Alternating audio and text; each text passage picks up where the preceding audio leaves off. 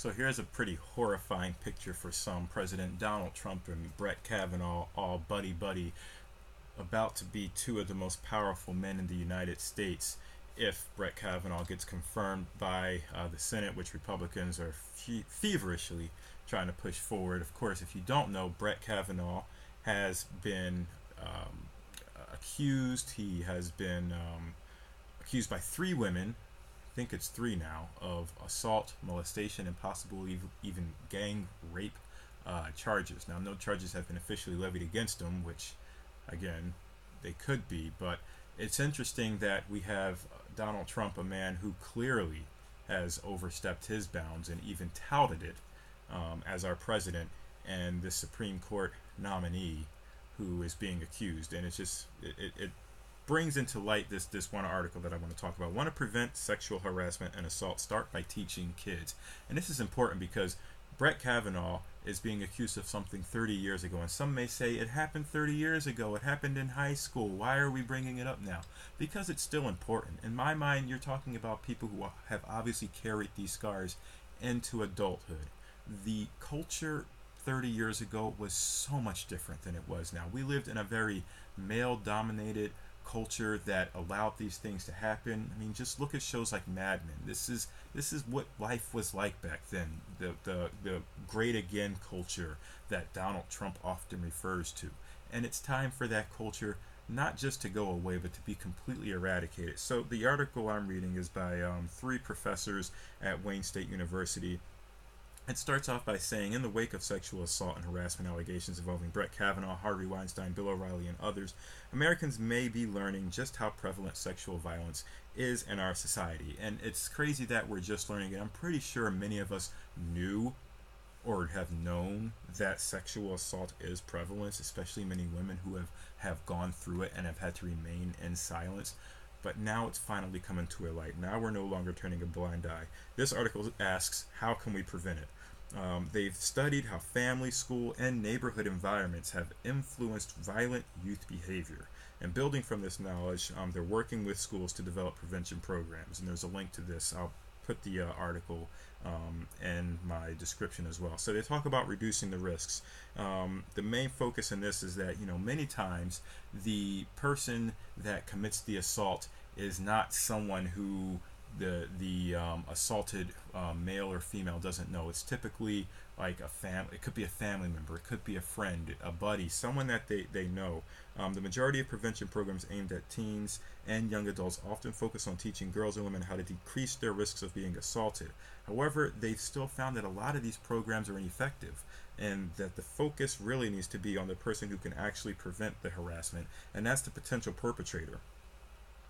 Another thing that we've learned is that this is actually everyone's problem. Too many times have we really turned a blind eye to things happening, whether it be in the workplace, whether it be at home.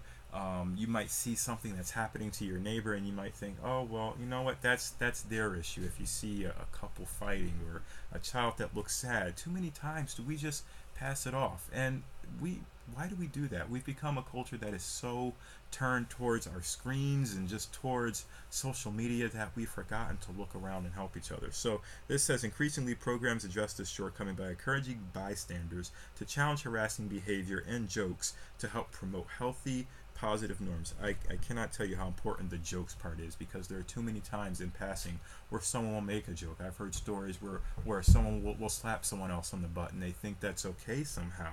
For example, programs like Green Dot and Bringing in the Bystander help teach high school and college students to step in to prevent violence or help someone who has been assaulted. In 2013, President Obama and Vice President Biden launched the It's On Us campaign to encourage bystanders to get involved. It provided real actions for college students to help protect their friends and neighbors, such as intervening when someone is harassing another person, providing support to someone who has been victimized, or refusing to laugh at hurtful jokes or comments. However, programs such as these still face an uphill battle. Youths are exposed daily to pervasive and nearly invisible ways that our society accepts and even condones sexually abusive behavior.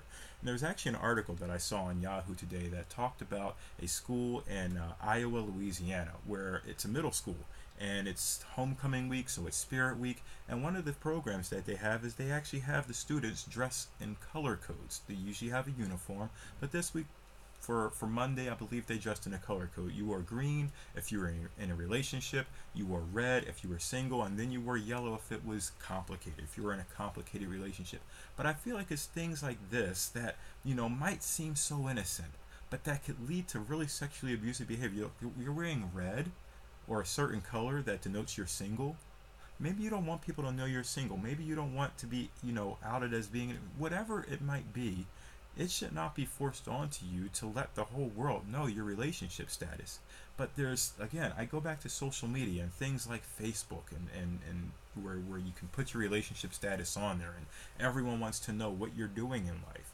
And it's caused us to have to put ourselves out there unnecessarily in many cases, and it really exposes the most vulnerable to attacks from people who are in power or feel that they are in power, or feel that they hold some sort of power or weight over you. So this goes on to say, for example, as toddlers and preschoolers, young children are taught to ignore their personal boundaries of their bodies. Parents might pressure their children to hug a family member when they don't want to. Instead, family members should teach children to talk honestly and assertively about how they do or do not want to be touched. And that is so important. There was another article that I read where there was, I guess, a psychologist on TV that said that you should ask a baby before you change them, can I change you? And that might seem crazy, but again, it's teaching a young child, it's teaching a baby, one, you're communicating with them before you actually take an action. Two, they're hearing your words, they're hearing you talk before you actually commit an action. So again, these are things that are happening in a child's brain that you might not think have a big impact, but in the long run it will. And it'll teach them that there are boundaries, that they need to be talked about. And this is really important. Again, I'm a father of two girls, I have a boy on the way. This is so important.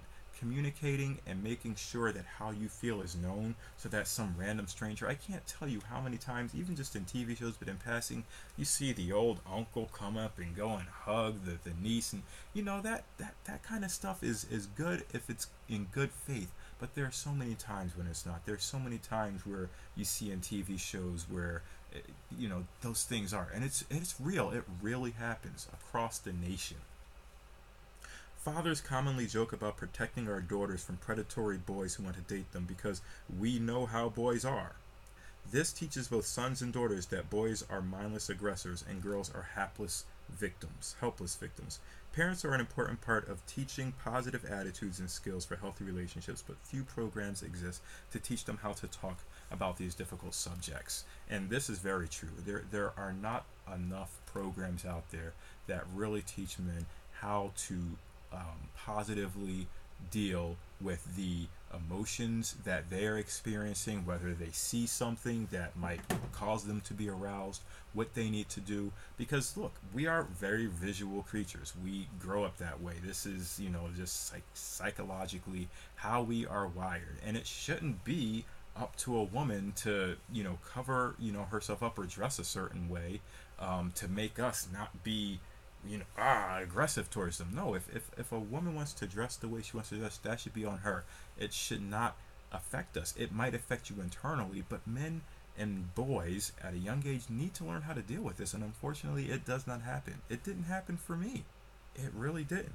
So the things that are happening today and the way some girls dress today, when you see it and you see things on social media, you're like, how is it allowed?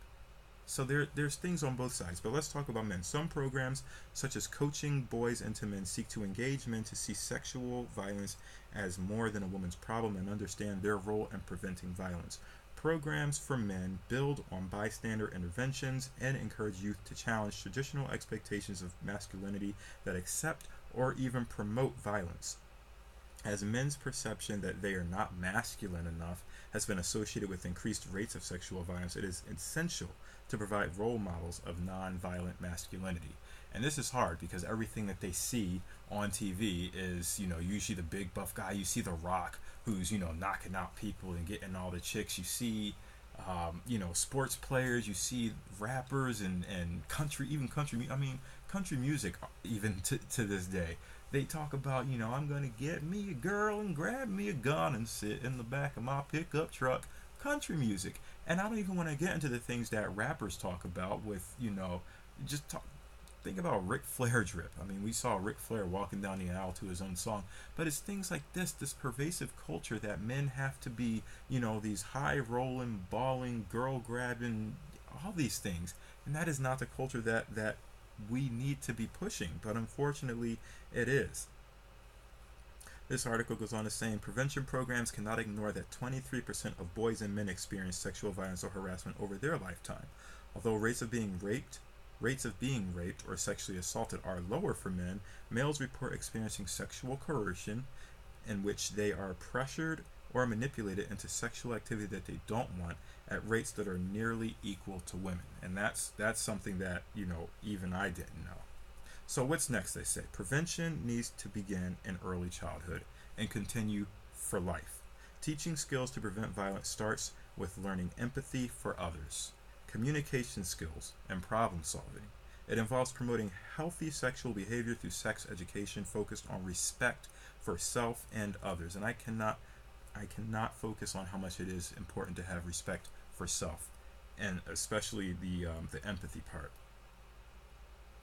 So it says respect for self and others, communication, and consent. Programs that empower youth to make positive changes in their communities show promise for preventing sexual violence. And then school boards, employers, politicians have the power to strengthen and consistently apply policies to keep schools, workplaces, and communities safe by holding abusers accountable for their actions. Leaders and all bystanders can refuse to hide or tolerate abusive behavior. Lastly, we can support services for both male and female victims that reduce the harm of these traumatic experiences. Sexual abuse is not just a women's issue. Men and women play a significant role in prevention. Acknowledging sexual assault is a community-wide problem that impacts all persons, regardless of gender, and is vital to preventing sexual assault. So, again, a great article, especially in light of what's happening right now, where, again, you just have these two, I would call them monsters. Donald Trump is just off his rocker, and Brett Kavanaugh, who knows what he's done? We'll find out more tomorrow in these hearings with the woman who has come forward, and I guess he's going to be part of these hearings as well. I'm not sure where this is going to go, but again, this is it's just so important to teach your kids, whether they be male or female, whatever their orientation, whatever their preference is, teach them how to build empathy, how to communicate, and how to understand what consent means, and just how to be good citizens, how to treat each other nicely, how to treat each other how they would like to be treated. So that's all I've got today. I know this was a really lengthy video, but I think I like this type of style, and I think I'll do it more on some of these really big important issues that come up. So let me know what you all think, and I will see you all tomorrow. Peace out.